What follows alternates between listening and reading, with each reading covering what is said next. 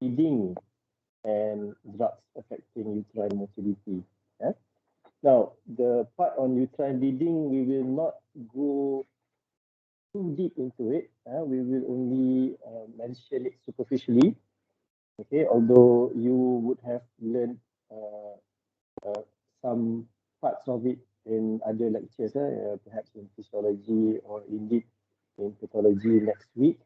Okay, so but the purpose that we put uterine bleeding here is just more importantly for you to get some context into what we are going to discuss with regard to the drugs affecting uterine motility.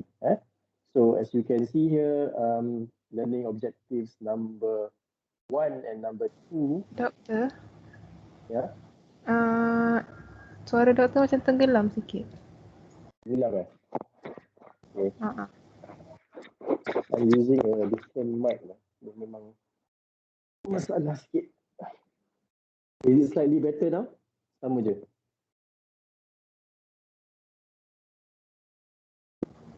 Macam sama. Sama je.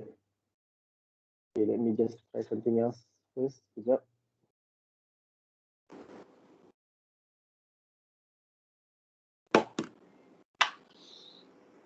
Macam ni okay tak? Bagi feedback sikit. Okay, sekarang okay doktor. So this one is better than Yes. previously. Okay. Alright. So I cannot use that mic lah. I'm not using a mic now. I'm just using the ni. Okay. So anyway, so as you can see there, learning objectives number 1 and number 2 and number 3 is just a superficial discussion on bleeding in pregnancy, and also a superficial discussion on the pathogenesis of postpartum hemorrhage. So it's not exactly discussing the pathogenesis lah. I'm just going to briefly describe the pathogenesis of postpartum hemorrhage. Even we are not going into the molecular level put in terms of pathogenesis of postpartum hemorrhage, more towards the causes and the discussion on the causes. So you certainly do not have to worry too much about learning objectives number 2 and number 3, because ultimately learning objectives number 2 and number 3 are part of your obstetrics and gynecology training. So that's not going to happen until the next few months lah kan, before you soonest is when you go into year 3 ke apa, when you do your ONG rotations. So you don't have to worry too much about number 2 and number 3. Okay, number 1, learning objective number 1 is, of course, you should have achieved, okay, during your physiology lecture yesterday on labor and parturition, especially, because those are the things that we are going to discuss in more detail today.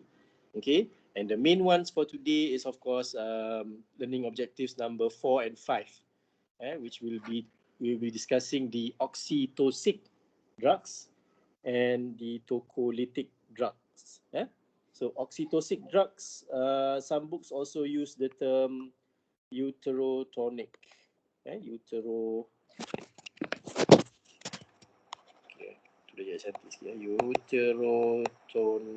Okay, uterotonic drugs. So if you find some books using the term uterotonic, you know lah, they're actually talking about oxytocin drugs. So we are going to talk about drugs that stimulate the uterus, and also drugs that sort of relax the uterus. What are the clinical applications? When are we going to use these two different types of drugs? Okay. Alright, so you would have discussed about the physiology of labor. Okay, I hope you know already that towards the end of pregnancy, mother would have increased expression of what we call contraction associated proteins, CAPs. CAPs stand for contraction associated proteins, and these proteins are simply just receptors lah. So you have an increased expression of oxytocin receptors, you have increased expression of prostaglandin receptors, okay, And pharmacologically, you would also be interested in the theoretical, in the theory that serotonin receptors are also increased in expression during the last 6 to 8 weeks. So this is of interest to us because we have drugs that are going to stimulate these serotonin receptors.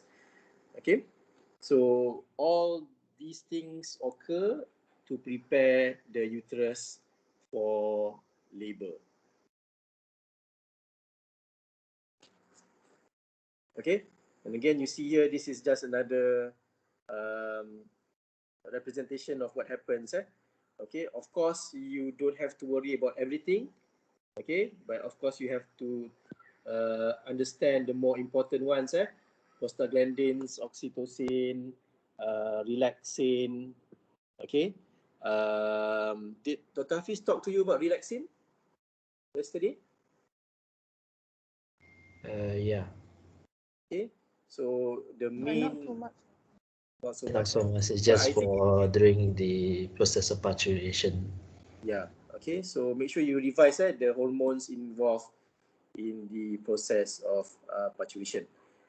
So, but the ones that are of most interest to us in the context of this lecture, in terms of how we manipulate the hormones to control the stimulation or the relaxation of the uterus, is of course your oxytocin, okay, prostaglandin, okay, mainly these two lah, oxytocin and prostaglandin.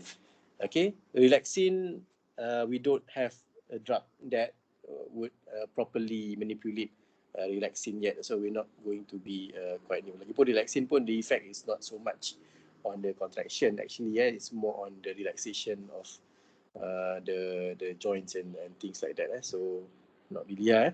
Okay, so we are going to discuss the drugs related to these hormones in a while. Okay. And what about the role of autonomic innervation on the uterus? Okay. So the uterus, of course, is made up of smooth muscle. Okay. And when you have smooth muscle, if you read back your autonomic pharmacology notes, you would know that they would have beta-2 receptors in smooth muscle of the uterus as well. Okay.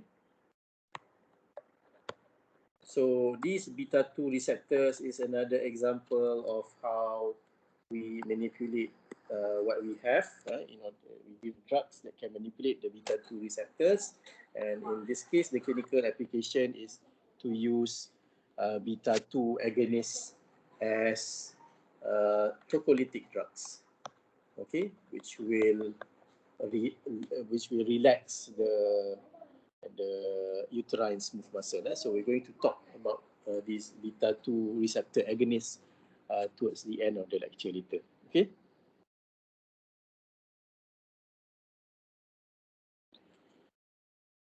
Okay, so I have two slides on bleeding in pregnancy and the other slide on postpartum hemorrhage. So please bear with me. Okay, don't worry too much about all this, but try to have a big picture of what happens in pregnancy and subsequently after pregnancy.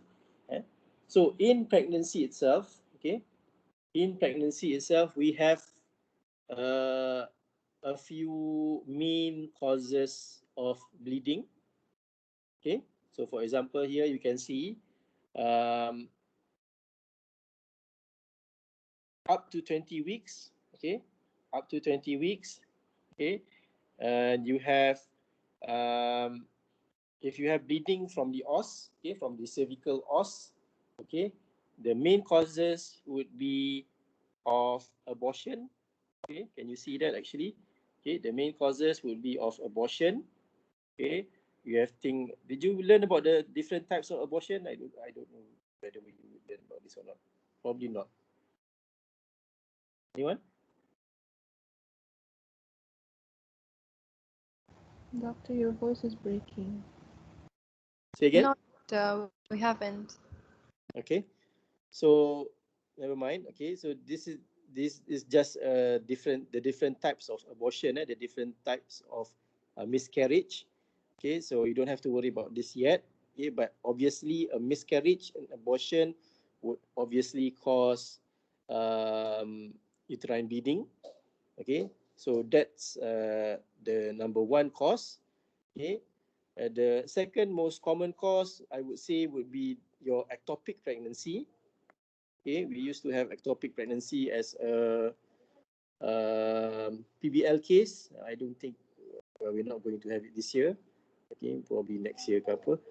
Okay, but yes, ectopic pregnancy is also an important core knowledge that you should go through. Okay, and it is, of course, a cause of bleeding at less than 20 weeks in pregnancy. And the other reason may be of cervical insufficiency. Okay, this one actually a bit not to say not common. It happens, but we're not. It's not as threatening as an abortion or an ectopic pregnancy. So you can see a missed abortion and inevitable abortion. They do not pass any tissue or clots. But in a complete abortion, incomplete abortion, or ectopic pregnancy, the patient would be passing the blood together with tissue and clots.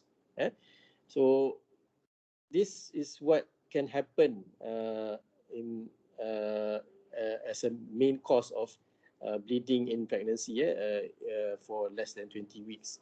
Okay, if the bleeding occurs somewhat a bit later, okay, you would have there would probably be other causes. Okay, all right, and even if it's still less than 20 weeks, but the bleeding is not exactly from the cervical os, okay, but it can be higher up or lower down, okay. So it can be the bleeding itself can be of other causes, okay. So this is another group of causes that can cause uterine bleeding. So you have things like polyp, ectropion. Okay, you have cancer, of course, can obviously will cause bleeding. You have vaginal laceration for whatever causes, and also some infections can also cause apa namanya ni can cause bleeding. Okay.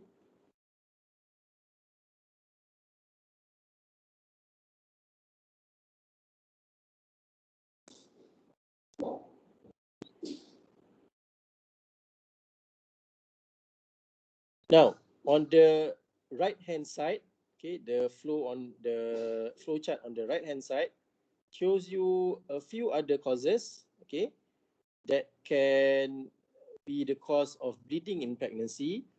But in this case, you can see if the bleeding is either it is painful or painless, okay, whether it's painful or painless, okay. If it's painful bleeding, it may be caused by what we call placental abruption. Anybody know what a placental abruption is?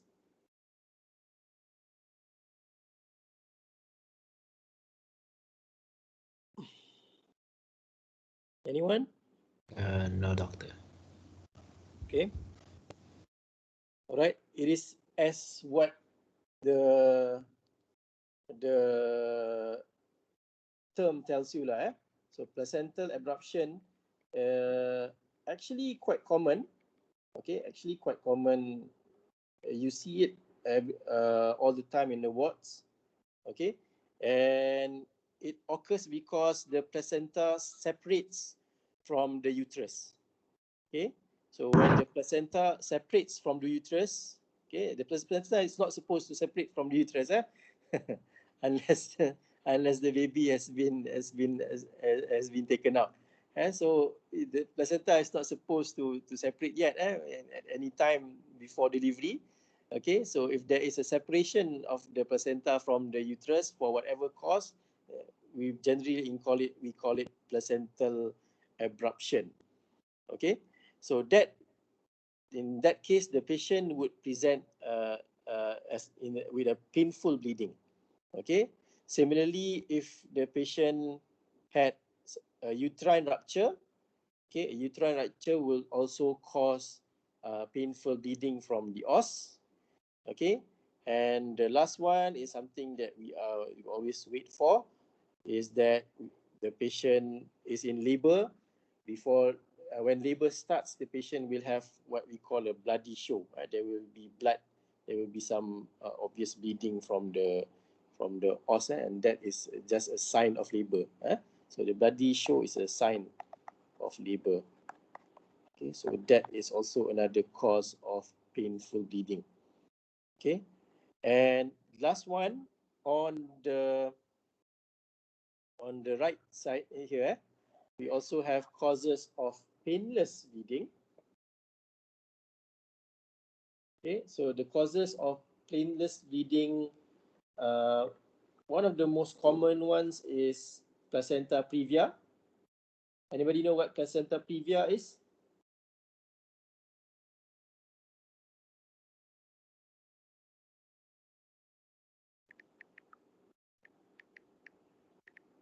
No one at all. When the placenta covers the cervix.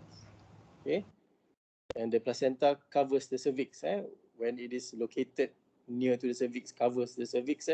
So the mother will tend to get bleeding. Okay, from due to the location of the placenta. Okay, all right. Or in the case of vasa previa, where you have vessels of the umbilical cord that run near to the cervix. Okay, so it's quite similar lah. These two, placenta previa and vasa previa. In this case, the bleeding would be painless.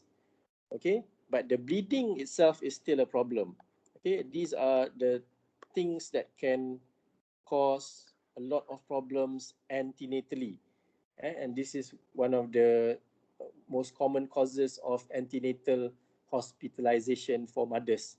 The main cause is bleeding for whatever cause lah.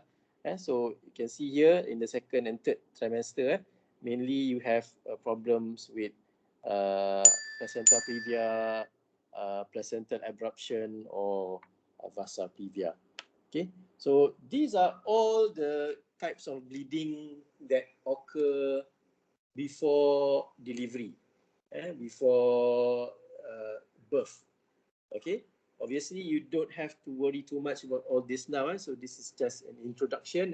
When you actually go and do your ONG rotations is when you need to learn all this in detail lah. So in terms of management pun, you will learn about all this in ONG. But in terms of immediate management, it's usually either arresting the bleeding, okay, or supportive treatment lah, in terms of fluid replacement or blood transfusion and things like that, if it comes to that. Okay, so this is bleeding in pregnancy. Okay, uterine bleeding in pregnancy. Okay, the next slide is on postpartum hemorrhage. Postpartum hemorrhage. Okay, again, PPH is something that you will learn in detail in ONG. But for the purpose of the discussion today, okay, we need to have some understanding of what actually happens in PPH. Okay, so as you can, I hope you have actually managed to go through the slides first before the lecture, or else it's going to be a bit difficult for you lah to take in all this for today. All right, so in postpartum hemorrhage, okay, to understand it, okay, at least we have the mnemonic here. Okay, the 4 T's, which is tissue, thrombus, tone, and trauma. Okay, so the 4, I think I have another slide. Yeah. Okay. So the 4 T's of postpartum hemorrhage, it can be caused due to tissue. Okay. What do we mean by tissue? Parts of the placenta may be retained. Okay, so if there is retained tissue, the retained tissue may prevent the uterine wall from fully contracting and sealing off the maternal blood vessels. Okay, such a common cause of postpartum hemorrhage, retained tissue. Okay, number 2, thrombus. Okay, thrombus. You should know this already. Okay, so obviously because there is problems with coagulation. Okay, there is problems with coagulation. You may have impaired maternal coagulation. Okay, and the most common cause is actually DIC lah, for the mother. Okay, but it can also be due to a pre-existing coagulopathy. For example, the mother has VWF, von Willebrand's, von Willebrand, not VWF, von Willebrand disease. So if the mother has von Willebrand disease, the coagulation will be impaired, and that, of course, would also be a reason for impaired maternal coagulation. Okay. All right. The third T. Okay, so T number 1 is tissue, T number 2 is thrombus, T number 3 is tone. Okay, again can be due to a number of causes, okay, which will ultimately cause inadequate uterine muscle tone after delivery. Okay, if you have inadequate uterine muscle tone, the uterus cannot contract properly. You have the same problem. You have the problem of being unable to seal off blood vessels. So the uterus must contract. We want the uterus to contract after parturition. So if the uterus cannot contract, maybe due to over distension, big baby, carrying twins and things like that, polyhydramnios. Anybody know what polyhydramnios is? It's like the amniotic fluid is too much, is it? Yeah, too much. We have too much amniotic fluid. Okay, or because of the application of general anesthesia, which causes smooth muscle relaxation. Okay, which will impair muscle tone as well. Or a very common cause is just prolonged labor. Okay, prolonged labor 12 hours, more than 12 hours. So you get uterine muscles that are overworked and fatigued, and that will also result in inadequate uterine muscle tone after delivery, which will cause the tone, impairment of tone, and will be a contributing factor towards postpartum hemorrhage. Okay, the last T is trauma. Okay, the uterus and birth canal exposed to significant forces during delivery. And of course, this can be due to the baby itself. Okay, if you have a big baby or a baby with CPD, cephalopevic disproportion, where the fetal head shoulder is wider than the birth canal. Basically, is the baby is too big to pass through the birth canal, which will cause prolonged second stage of labor, difficult labor, and all those things, and ultimately cause trauma. The main thing is trauma. Okay, so can be due to the baby itself, or it can be due to women with scarred uterus. I told you yesterday about vaginal birth after delivery. Vaginal birth after cesarean, VBAC, VBAC. This is one of the reasons why we are very careful with VBAC, with vaginal birth after delivery. So you can see women with scarred uterus, okay, scarred uterus due to previous cesarean section, they have the increased risk of ruptured uterus. Ruptured uterus can be a very difficult medical emergency. Once we have a case suspected of ruptured uterus, I mean a total rupture, then the entire labor room, the entire labor ward would be on emergency, and everyone will be called upon and that patient to assist in whatever needs to be done. So it's a code blue. Okay, so those are the,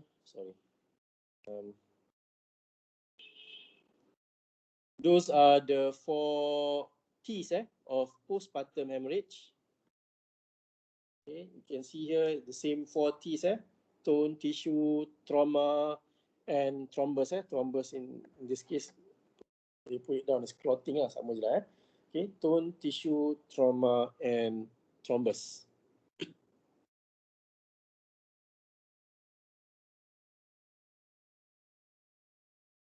Okay, so how do we deal with that situation? Especially the postpartum hemorrhage, is we use oxytocic drugs, or as I mentioned just now, uterotonic drugs. Okay, so the main drugs that we are going to discuss today and that act as oxytocic drugs is oxytocin, ergometrin, okay, more specifically ergonovin. Okay, all right, and also prostaglandins. Okay, so at least 2 of them you are very familiar already. You are very familiar already with oxytocin and prostaglandin. Okay, and the second part of the lecture, we are going to talk about the drugs that act in opposition to the oxytocic drugs, which are your tocolytic drugs. So instead of stimulating the uterus, this one actually opposes the contraction of the smooth muscle of the uterus. So later on, we are going to look at what are the clinical applications for these drugs: magnesium sulfate, indomethacin, nifedipine, butylene, and also etoposide.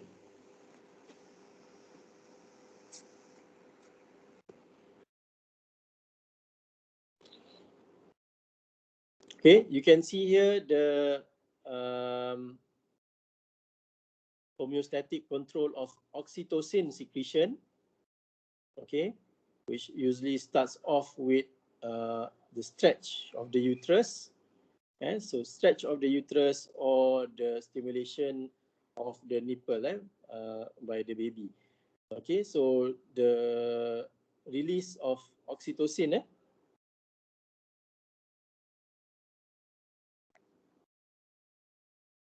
okay, so the stretch reflex or the suckling reflex will result in the release of oxytocin, secretion of oxytocin, okay, where it will exert its effects either in the uterus or in the breast.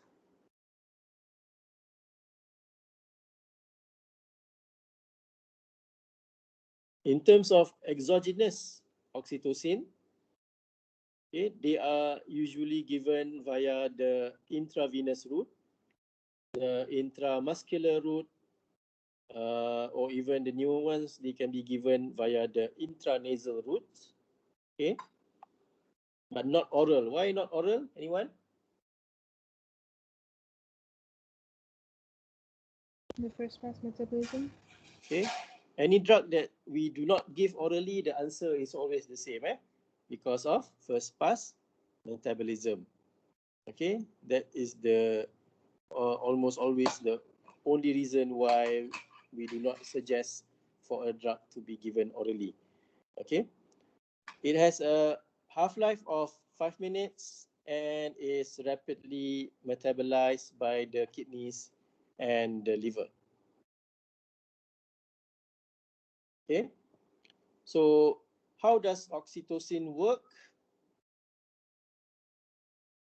Here, so you can see in this diagram here, which is actually quite a good summary of all the drugs that we are going to learn today.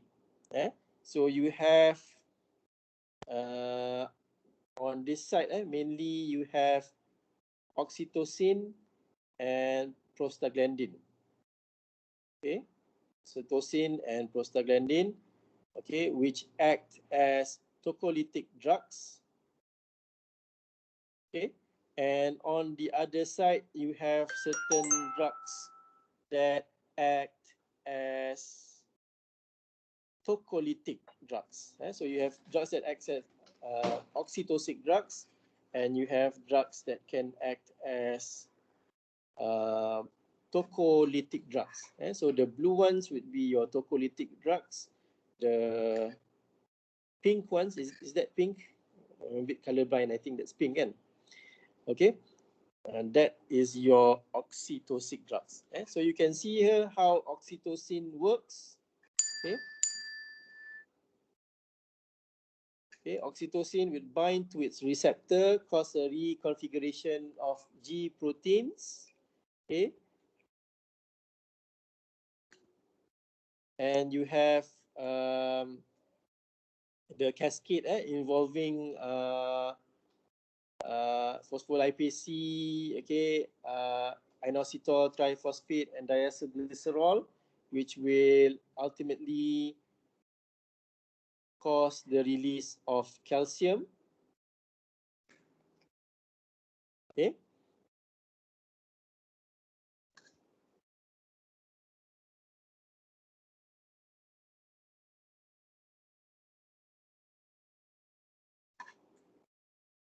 Okay, and the calcium itself will be the source of calcium that will result in smooth muscle contraction. Okay, right? It will result in smooth muscle contraction. Okay, so that is the main mechanism of oxytocin. Okay, although you can also see oxytocin have some effect on the promotion of calcium entry and things like that.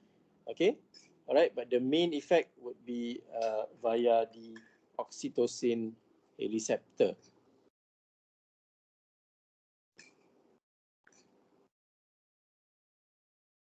Okay, this is just another picture with the same thing.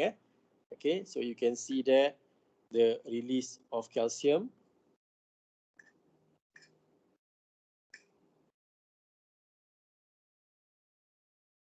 Okay, and the role of calcium in smooth muscle contraction.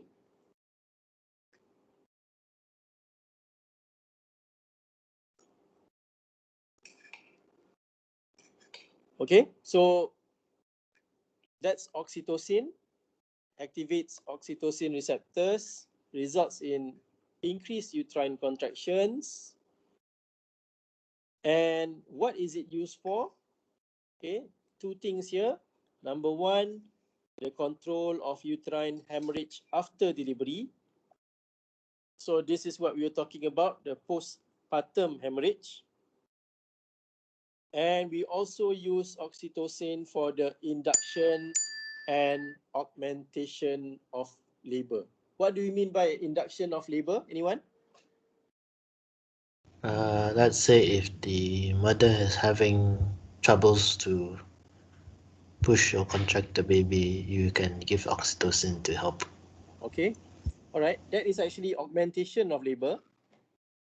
Okay. Induction of labor itself is the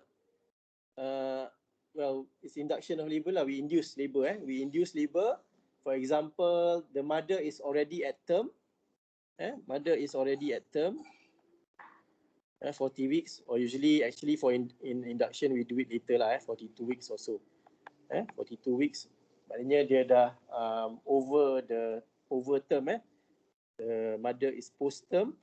Okay, so what we do, we usually discuss with the mother whether we want to induce labor or we want to, since the baby still doesn't show any sign of coming out, maybe want to consider C-section, something like that.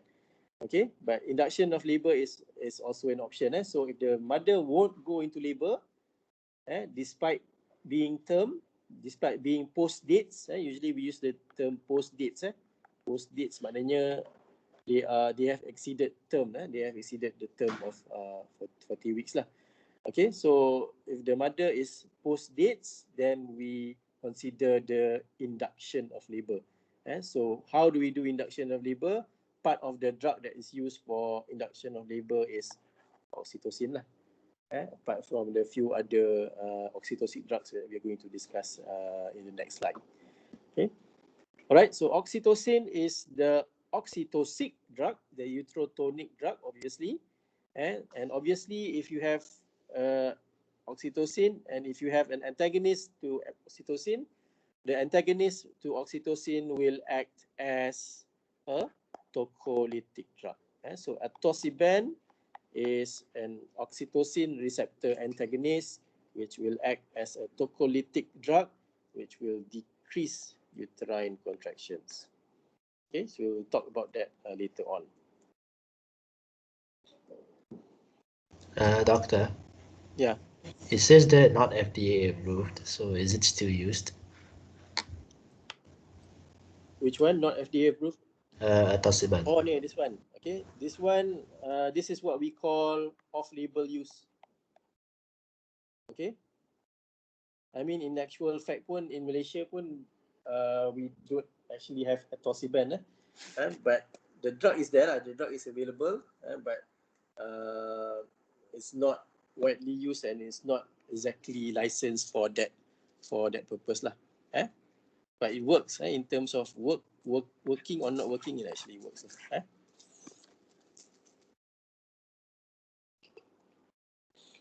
Okay, moving on to the next slide. Okay, can anybody tell me what this slide is? What is this about? Showing the membrane potential of the uterine contractions. I think so. Okay. This is what we call CTG. This is what we call CTG. Anybody know what CTG stands for?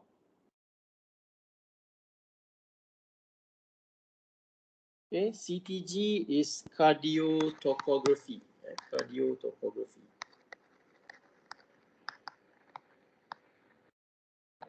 And it tells you two things. Okay, the top part there is fetal heart rate.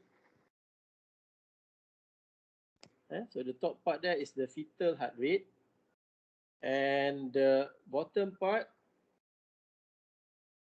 is your, where it tells you that the uterine contractions. Okay, so a CTG is the used for monitoring of the fetus during labor. Okay, when when you see people going to going into labor, they come to the assessment unit, the pregnancy assessment unit. The first thing that they usually will be done is the mother they will put on the CTG on the mother to check on the baby's condition. But the two things that they will assess using a CTG is the fetal heart rate, okay, and the uterine contractions. Now, why am I putting this slide here is because, as you can see here, one of the adverse effects of oxytocin, one of the adverse effects of oxytocin is fetal distress. Okay, fetal distress. And fetal distress is something that needs to be detected by the use of a CTG. Okay. All right. The CTG is how we detect whether the fetus is in fetal distress or not. So the top part here is the heart rate of the fetus, okay, and the bottom part there is the contraction of the uterus. Okay, is this normal? The fetal heart rate of the fetal heart rate that you see in the CTG here. Anybody would like to guess whether this is normal or not?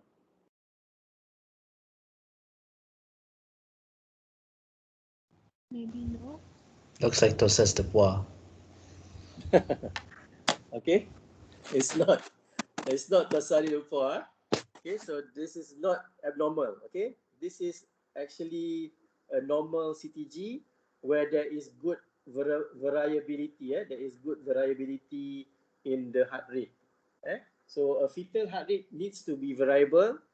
A fetal heart rate is normal to be in this range, and this is a good range, 110 to 140 or so. Okay, which is a good range for fetal heart rate. Anything more than this would be a bit tachycardic. Okay, so if it's around this part here, it will be tachycardic. Okay, if it's less than 110, less than 100, the baby would be bradycardic lah. So this is actually a normal fetal heart rate. So how would you know a fetus is in fetal distress on a CTG? Okay, one of the most important indicators of fetal distress via CTG is what we call decelerations. Fetal heart rate decelerations. So instead of having something like this, okay, you suddenly have a decrease in heart rate. Okay, heart rate, okay, normal, suddenly decrease. Okay, normal, suddenly decrease. Okay, so this is what we call decelerations.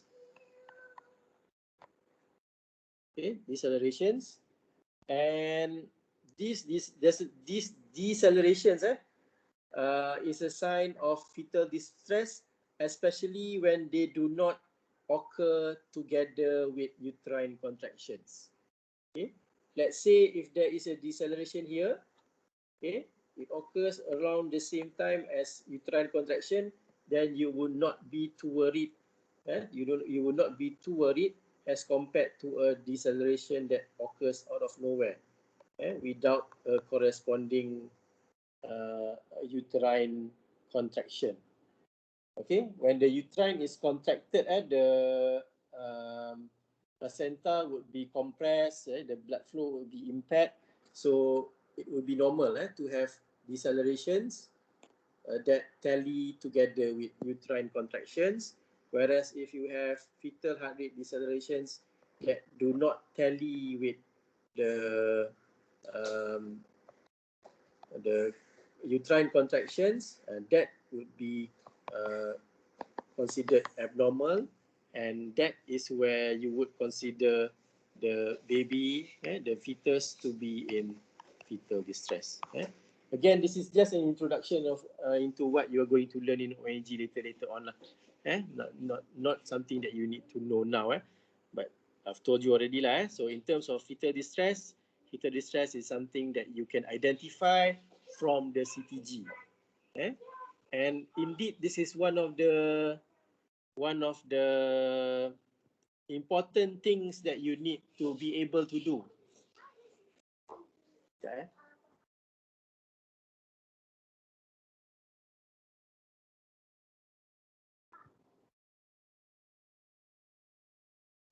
Okay, this is one of the more important things that you need to be able to do to assess a CTG, to identify whether a baby is in fetal distress or not as a house officer. Okay, so once you graduate, you practice as a Anas jam. Once you graduate and you practice as a house officer, this is something that you really need to be able to do lah, to identify when things go wrong. Okay, so let's move on to the next drug, which is your prostaglandins. Okay, again, the mechanism of action is the same. Okay, involves the manipulation of calcium. Okay, and you have a few different generic types here, right? Dinoprostone, carbopros, or misoprostol. Okay. You do not need to know in detail about all three drugs, but at least know the different names for prostaglandin.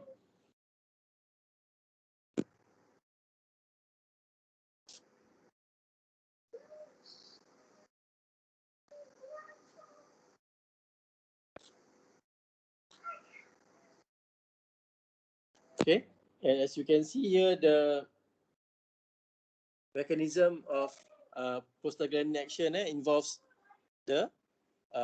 calcium mainly. It involves calcium. Okay, so when you have calcium, you will have more calcium available for smooth muscle contraction.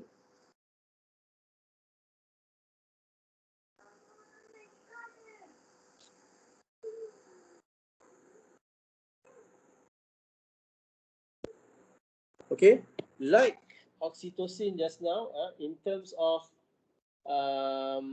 clinical indication, prostaglandins are mainly used for the induction of labor. Okay, the main clinical indication would be for the induction of labor, and not so much for postpartum hemorrhage or for apa namanya augmentation of labor.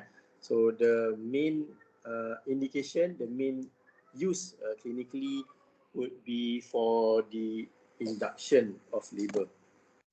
Okay, in terms of side effects, okay, nothing too much here. Okay, your favorite medical student side effects. So you have nausea, vomiting and diarrhea, and also fever.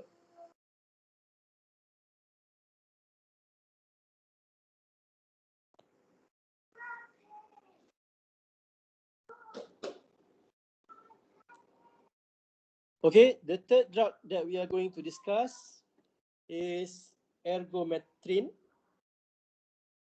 Okay, most books will use the term ergometrin. Okay, some books will also use the generic name ergonovin.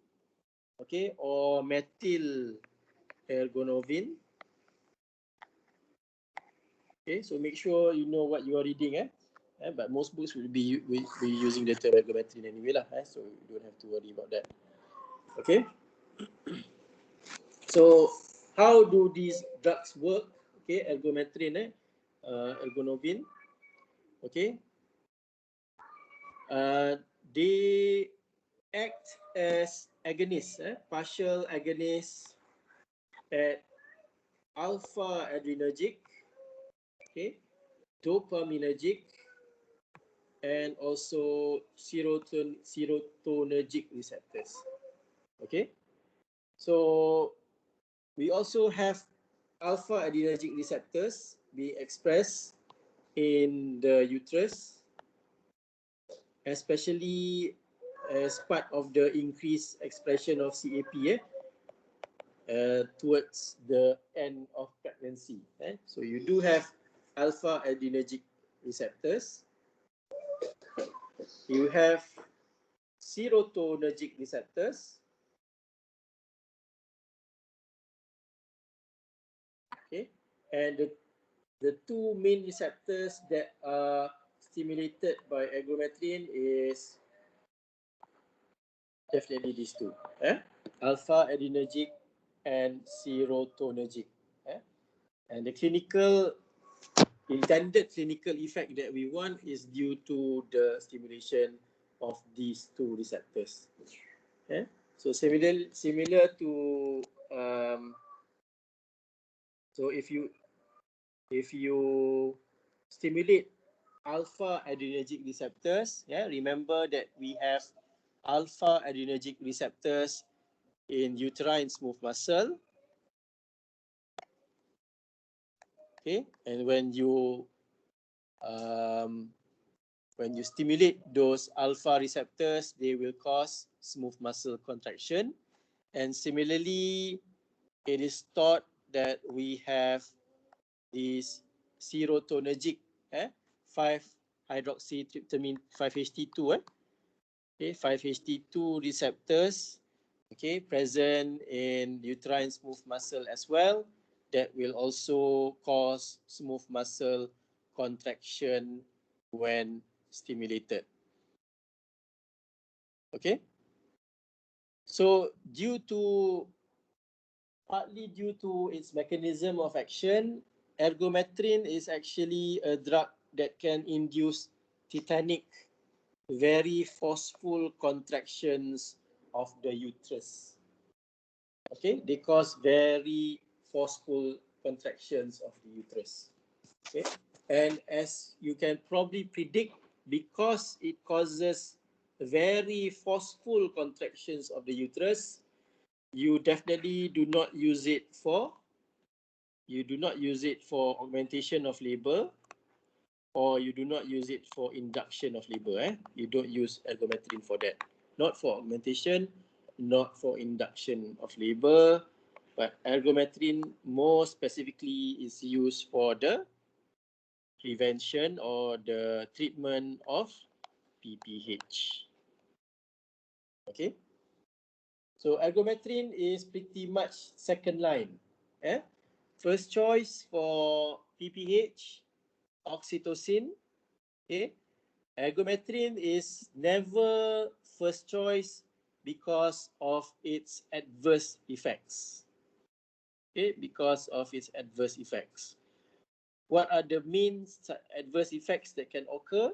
The ones that we are most worried with and the most concerned with is its vasospastic effects. Vasospasm that can lead to ischemia, okay, either cerebral ischemia or ischemia of extremities. So the use of ergometrin, the most important side effect is vasospasm. Anyone can explain why we get vasospasm with ergometrin? For one adrenergic partial agonist, you can cause vasoconstriction. Okay, obvious reason, obvious mechanism.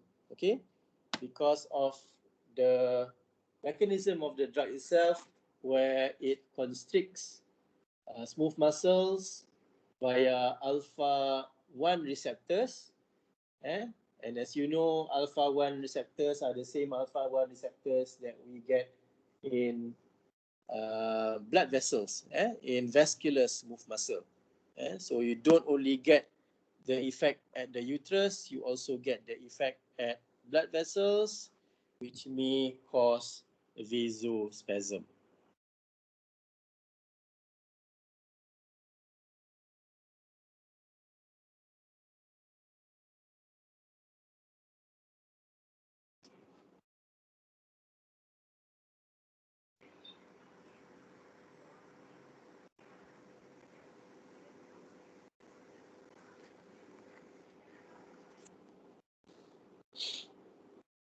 Okay, so you can see here ergonovin.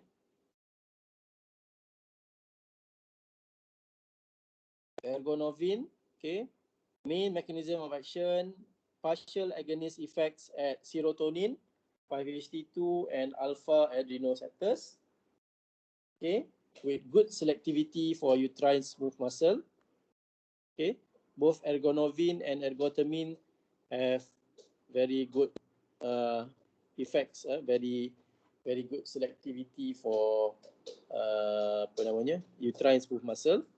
Okay, and the main clinical indication that we are concerned with today is for the treatment of postpartum bleeding. Okay, you can see here ergotamine, okay, which is slightly more vasoselective. Okay,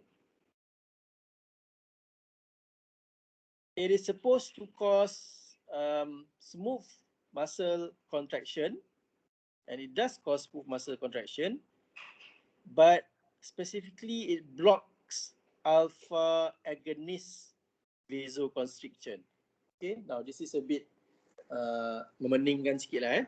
Okay, so instead of vasoconstricting, it actually blocks alpha agonist vasoconstriction. Why does it cause this? Why does it block alpha agonist vasoconstriction?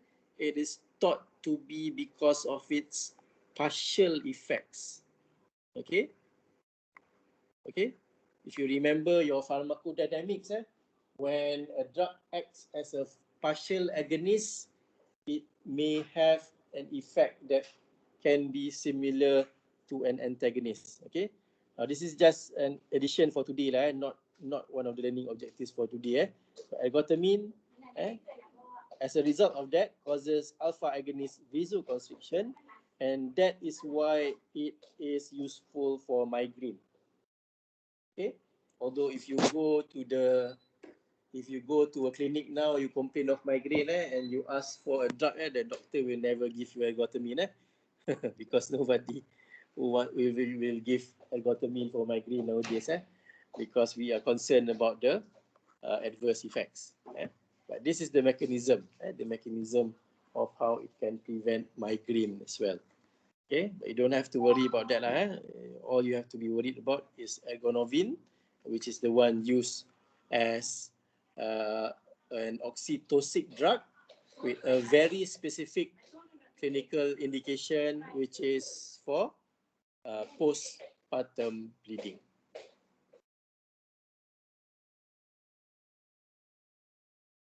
Okay, so this is a depiction of what happens with ergometrin. You have ischemia of the extremities. So it's supposed to be a leg here. They've lost all their legs because of ergot alkaloids. The use of ergot alkaloids.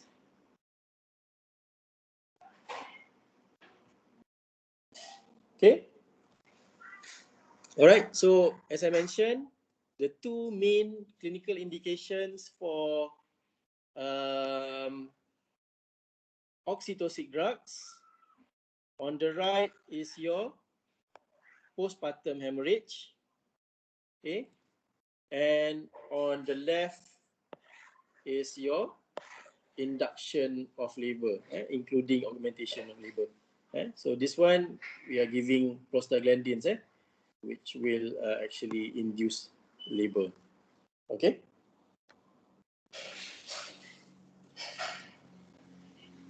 All right, so that's the longer first part of the lecture. Any questions up to this point? Before I move on to the next part of the lecture.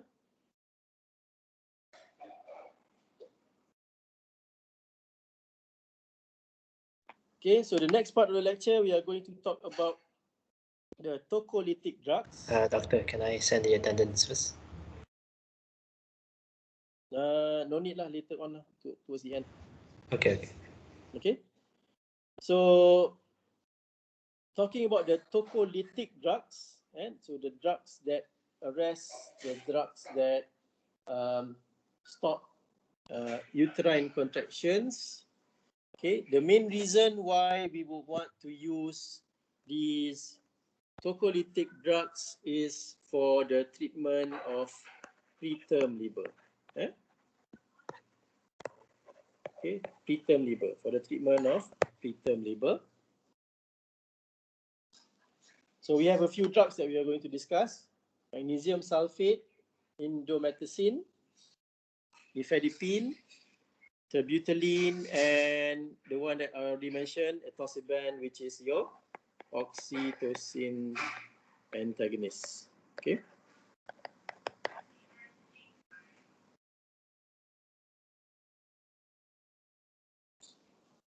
So what is it about magnesium sulfate?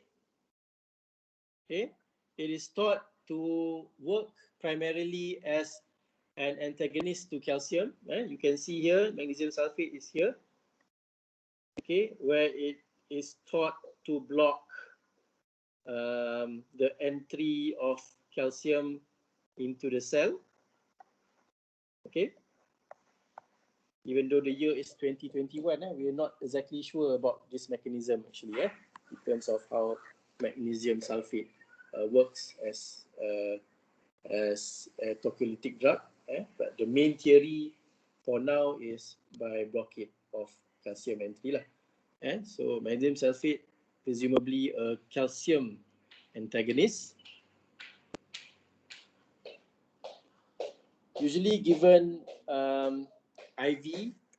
Okay, for the purpose of tocolysis, it is usually given IV with an immediate onset and a duration of action of 30 minutes. Okay? So it's a nice drug to use for immediate tocolysis. Okay, the side effects, you can have fetal bone thinning and fractures. Okay, usually it's not a problem because you only use it transiently. Okay, and they may be associated maternal side effects too. Okay, but the fact that we usually give it transiently with an immediate onset and a short duration of action, usually we don't really have to worry about the adverse drug reactions unless you keep giving the same drug over and over again. Okay, how would you reverse magnesium sulfate toxicity? Anyone? Chelation therapy. Say again? I think there's a thing called a chelator or something like that. Chelator. What do you use as a chelator for magnesium?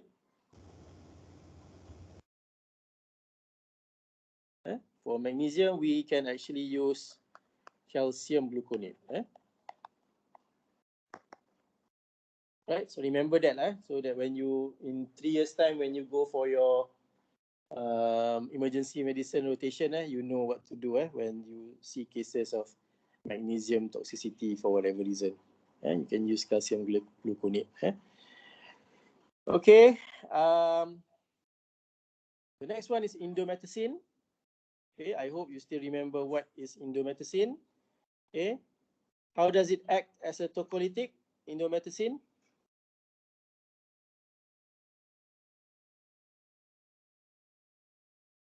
Okay, remember Blocks that. the arachidonic. Yeah, remember that prostaglandin is an important hormone for uterine contractility. So if you block prostaglandin, okay, okay, in this case you block the conversion of arachidonic acid to prostaglandin by using indomethacin. Okay, so you will achieve that tocolytic effect. Okay. In terms of the kinetics, nothing too remarkable there. Okay. In terms of adverse drug reactions, as you have learned in MSK, okay, about the NSAID drugs, always be wary of the risk of premature closure of the ductus arteriosus in the fetus. So this is an important side effect if you want to use this drug as a tocolytic drug.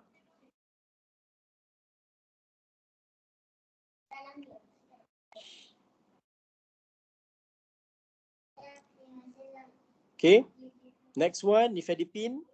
I hope you remember the name nifedipine. Okay, you need to remember the more common calcium channel blockers, the names of the more common calcium channel blockers. So you have nifedipine, okay, diltiazem, okay. Okay, so try to remember the more common calcium channel blockers. Okay, so they act the same way.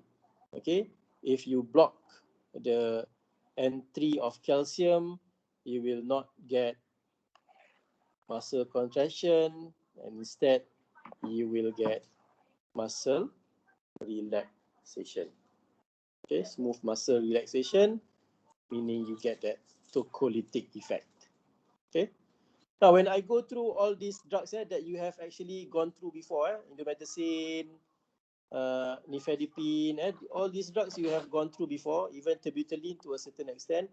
Okay, make sure you go back to the point where you actually learn in detail about these drugs. So in terms of indomethacin in MSK, in terms of nifedipine in CVS, make sure you learn back about the drug and in a bit of detail. But all these slides, the ones that I'm showing you right now, is all single slides kan.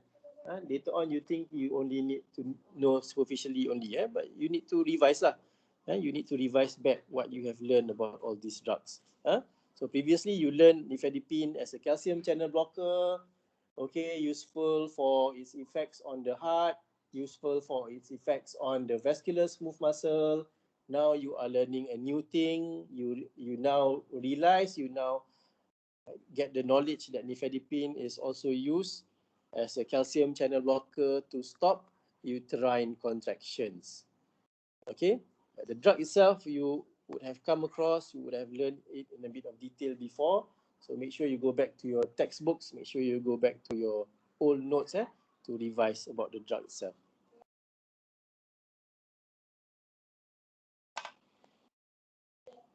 Okay, the next one is terbutaline, which you have learned before. Is a beta-2 agonist. Okay, so it works the same way as salbutamol and all those drugs used for asthma. What do? They relax smooth muscle. Okay, so if they can relax the smooth muscle in the lungs, they can also relax the uterine smooth muscle, which also have beta-2 receptors on them. So they have beta-2 receptors, they have alpha-1 receptors as well. In terms of clinical application, we use, in terms of tocolytic, we use terbutaline, which acts on beta-2. For oxytocic, we use, what is it just now? Ergometrin, which acts on alpha-1 receptors as a tocolytic. So this one is as an oxytocic drug. So this is an oxytocic drug. This one is a tocolytic drug. Okay, one causes contraction, the other causes relaxation. So beta-2 agonism at uterine smooth muscle will cause uterine smooth muscle relaxation. Why is it contraindicated in diabetic mothers? We increase the gluconeogenesis. Okay, remember that in the liver we also have beta-2 receptors, mainly beta-2 receptors. So obviously when we give beta-2 agonists, okay, some of the drug will also go to beta-2 receptors in the liver, which will eventually cause the production of glucose, which is not something that you want in diabetic mothers. Okay.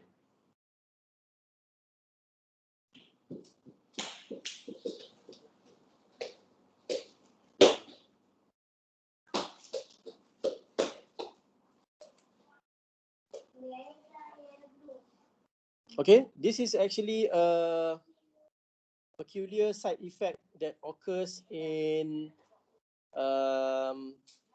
patients taking terbutaline for tocolysis. Anyone can tell me what is happening in the chest X-ray here? Acute respiratory Say again. respiratory distress syndrome. Is it fluid? Fluid. Yeah, it is fluid. Okay, so this is actually a pulmonary edema, which is quite peculiar because it does not happen in other settings. So this only happens in mothers who are getting terbutaline for tocolysis. So something for you to always remember when you are giving terbutaline for tocolysis. Suddenly the next morning the mother complains of dyspnea, starts getting breathless or coughing a bit. Then you are thinking, what is wrong with this mother? Always consider the risk of pulmonary edema with the use of beta-2 agonist as a tocolytic. Okay, which actually brings me back to the previous slide. I actually forgot to talk about this. Where is the previous slide? Okay, about oxytocin. Oxytocin also has a peculiar side effect. Now, you have the side effects that I already mentioned.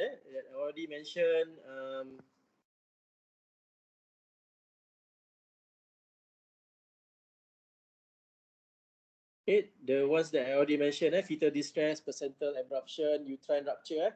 All those things can happen due to the effect of oxytocin stimulating uterine contraction. So it's quite straightforward, isn't it? Okay, so if you stimulate uterine contraction, the uterus contracts quite a bit, which will cause fetal distress, which can cause placental abruption. I told you about placental abruption already just now. Okay, and obviously, ultimately can cause uterine rupture, something that we never want. Okay, but you can also see oxytocin causing fluid retention. Anybody know how that happens?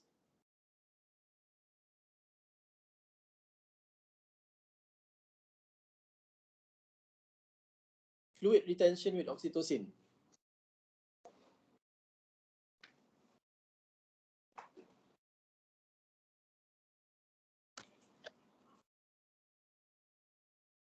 Okay, remember increase ADH, is it? It Yeah. increases ADH secretion. So it goes back to the roots of oxytocin, where oxytocin comes from and its similarity with the other hormones. So oxytocin will also tend to stimulate vasopressin receptors. Okay, can also stimulate vasopressin receptors, which will give you the effect of fluid retention. Okay.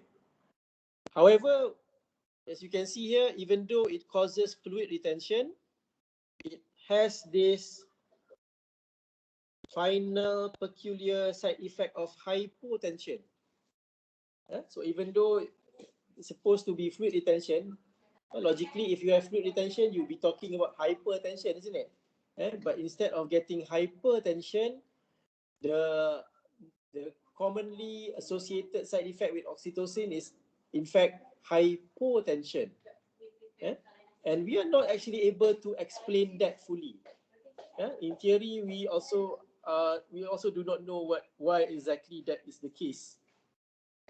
Some will argue that the hypotension is actually caused by the concurrent use of anesthetics during cesarean surgery, something like that. Okay, where the patient is also under anesthesia, patient is also under oxytocin infusion, things like that, because transient hypotension. But we are not able to explain that. Okay, so when you go through oxytocin, don't crack your head over the somewhat paradoxical side effect here. So even though it will cause fluid retention, and that one we can explain, the fluid retention is thought to be caused by stimulation of vasopressin receptors. At the same time, hypotension is also a recognized side effect of oxytocin. Although the hypotension itself is usually transient, it's marked hypotension. The patient's blood pressure will decrease a lot, okay, but it's usually transient, and it can usually be prevented by not giving oxytocin as a bolus. So instead of giving oxytocin as a bolus injection, this is one of the reasons why we give it in intervals or as an infusion. Okay. All right, so the last slide is atosiban. Okay, is an oxytocin antagonist. Okay, I'm asking what kind of antagonism will it confer. I also don't remember what kind of antagonism will it confer. Maybe you want to look this up. Okay, what kind of antagonism? I also don't remember. Okay, maybe usually it's either competitive or non-competitive lah. Okay, maybe you can look this up. Okay, which is actually a good point to bring up to you as well. Again, it's about answering your questions in the SAQ. Okay, so if you, for example, if we ask you in the SAQ, we ask you about terbutaline. We ask you about terbutaline as what is the mechanism, what is the tocolytic mechanism of action of terbutaline. So if you want to get full marks, okay, you have to mention beta 2, okay, you have to mention antagonism, okay, okay, and if you know, you can mention whether it's competitive or non-competitive. For example, any drug lah, if you want to get full marks, okay. So if you answer something like this, if the marks allocation is 2 marks, you will definitely get 2 marks. Okay, but if you simply answer what is the tocolytic mechanism of action of terbutaline and you simply answer it decreases smooth muscle contraction, out of 2 marks you will probably get 0.5 marks if you answer something like that, because you didn't even tell us what smooth muscle you are talking about. So when you are answering SAQ, make sure, as I mentioned yesterday, make sure that you tell us everything that you know about that certain point that you are trying to get across. So if you simply answer short answers, even though the name of the question method is short answer questions, but if you answer very in a very short and sweet manner, then your marks will also be short and sweet, and you will not get full marks. Okay, so I think that's all for today. Any questions? I have set the post test to be live at 1:30 p.m. The time that we are supposed to end today. Okay, so make sure you submit your post test before 11:59 p.m. on Sunday. It's only 10 questions, but it will contribute quite a few marks to your continuous assessment. Okay? All right, thank you very much. All right, Doctor, I send the attendance. Okay, yeah. Thank you, Doctor. Okay. Thank you, Doctor. Thank you, Doctor.